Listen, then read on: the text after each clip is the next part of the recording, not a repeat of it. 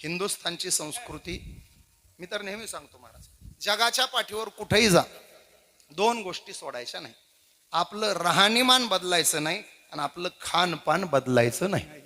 वारकरी कुठल्याही प्रांतात गेला तरी त्यानं शाकाहारच घेतला पाहिजे. चुकून सुद्धा मांसाहाराचं नावही तोंडात नाही आलं पाहिजे. कालच्या कोरोना काळात आमचे कित्येक वारकरी दवाखान्यात ऍडमिट झाले. डॉक्टरांनी सल्ला दिला, ऑक्सिजन लेवल वाढवायचे असेल तर संडे होया, पुढचं काय बोलू नका.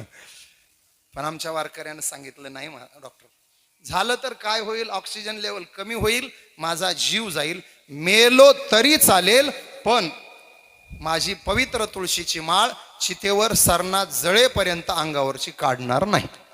याला संस्कृतीचं जतन म्हणायचं. आणि ही संस्कृती टिकवण्याचं काम आपल्या विवाह संस्थेनं केलंय. 3ऱ्या 4थ्या वर्षी जमवलेले लग्न वयाच्या 100 पर्यंत टिकले.